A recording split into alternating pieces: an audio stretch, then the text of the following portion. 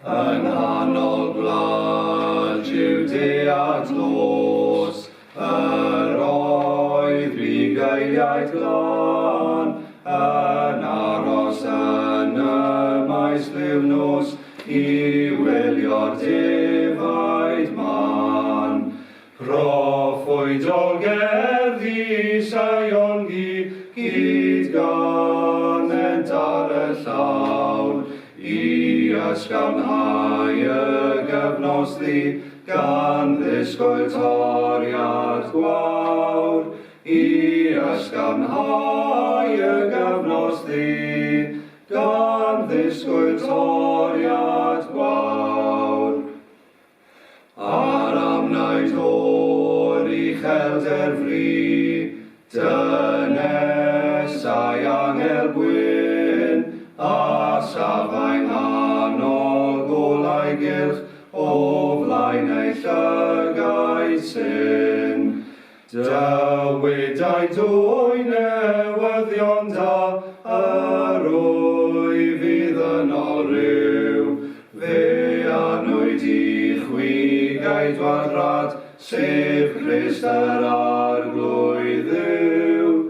Fe anwyd I chwigaid wadrad, sef Crist yr arglwydd Dduw. Ac ebrwydd un a'n efoli, mewn hyfryd gyd gan byr, nesau ngai moliant ar bwgti, o'r ddau ar hyd y sir. Gogoniant yn y nefoedd fri, I ddiw'r gorych a fin. Tan nefedd ar y ddau ar ddi, ewyllus da I ddyn.